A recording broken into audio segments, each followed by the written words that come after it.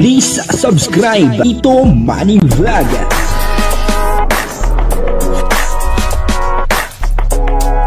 Payagan po si Tito Manny Vlog na mag-reactor para pambiling gamot sa kanya pong karamdaman. Wala man siyang records ng ng away. Lang po natin nalaman na may masugid din pala po itong manliligaw si Krista.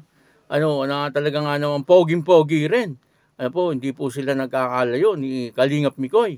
Kumbaga ay talagang may laban din kay Kalingap Mikoy. Kaya dapat pagbutihan po ni Kalingap Mikoy kasi medyo delikado rin po siya dito sa nanliligaw na ito kay Krista. Kasi bata pa po ito at medyo gasing edad po ito ni Krista. Kaidaran ni Krista at malakas po ang loob niya.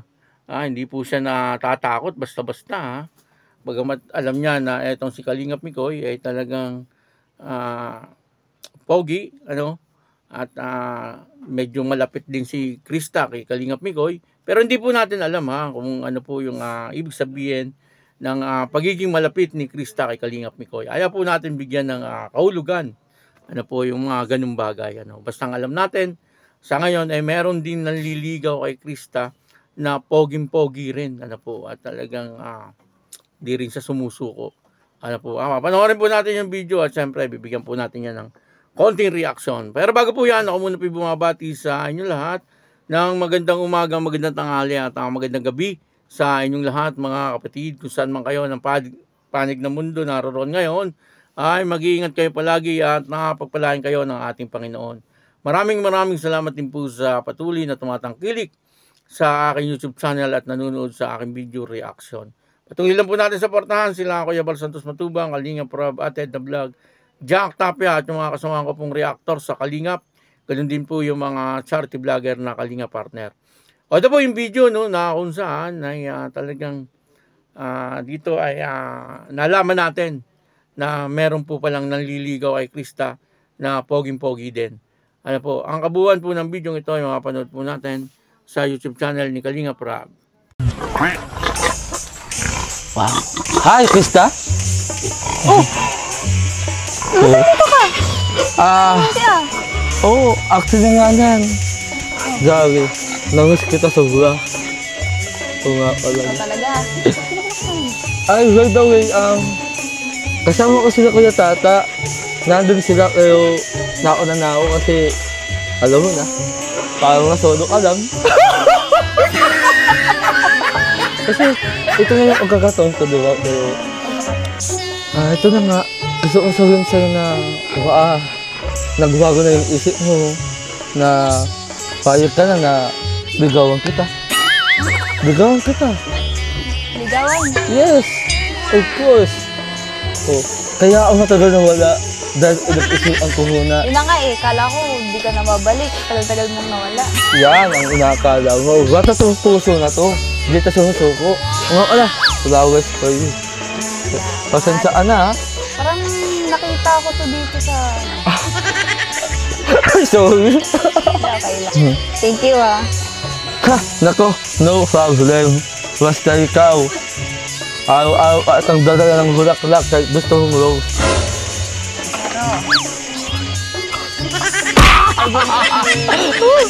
Kaibigan lang.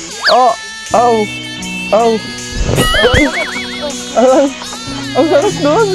Ang tagal ko na wala. Tapos kaibigan lang. Ang sakit. Ito ba? Kasi nung sinakta ng puso ko, bumubuhay na ako. Pero alam mo, gwapo ka naman matalino, magaling kumanta. Kaso lang, kaibigan lang.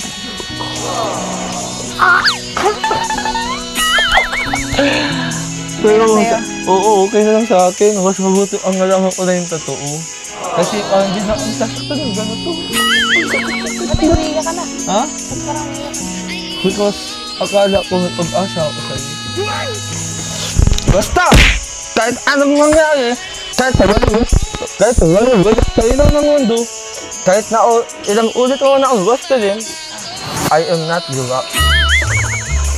Patuloy ko rin akong naandito sa likod mo, naghahantay ng iyong sagot. Pero sinagot mo kita. Sinagot mo na ako, tayo na? Sabi ko, kaibigan lang. Oo. Pero kahit na gano'n, I'm waiting. Alright.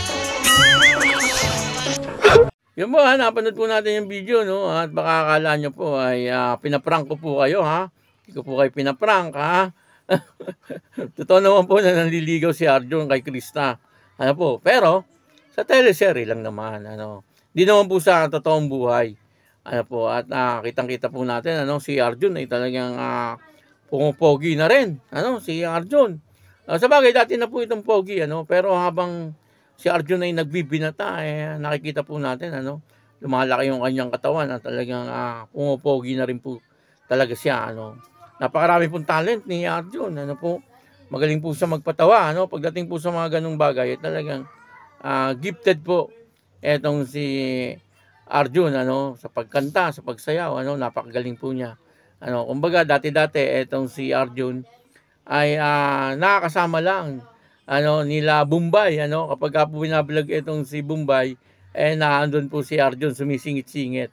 Ano po, pero natuwa po sa kanya etong si Kalinga Prab, ano, kaya isinama po siya at ngayon nakikita po natin, ano, na talagang isinasama na po siya ni Kalinga Prab sa mga vlog, ano po, at natutulungan din po siya ni Kalinga Prab.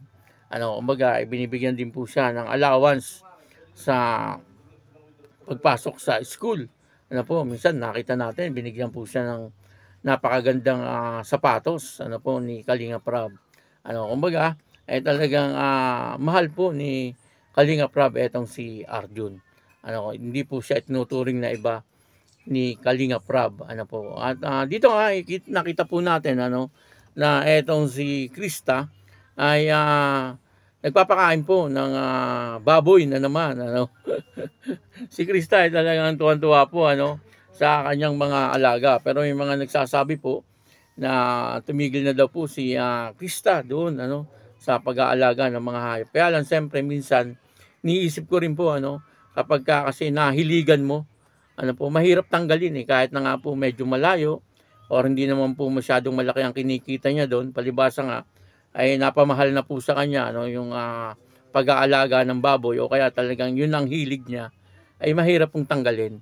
Ano po, kitang-kita naman po natin kay Krista, ano po, na talagang nandun yung kanyang pagtsatsaga, kahit na po nahihirapan siya, ay tuloy-tuloy pa rin po siya sa kanyang ginagawa.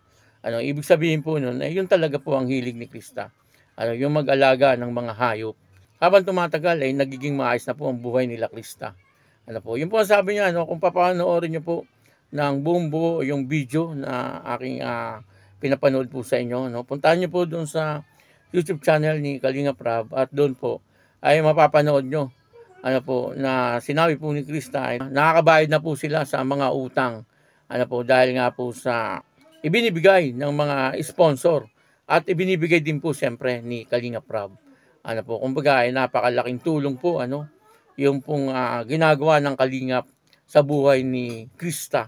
Ano po, nang wala ng trabaho ang kanyang ama, ano po, pero dahil nga po sa binablog po siya ng Kalingap, kanila naman pong teleserye ay talagang viral din, ano, kasi magaling din naman po talaga si Krista, ano po, at si Kalingap Mikoy, kaya tinatangkilik din ng mga tao, ano po.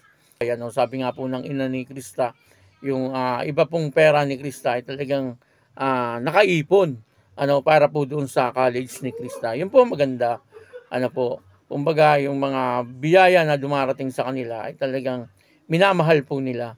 Hindi po nila ginagastos kung saan-saan.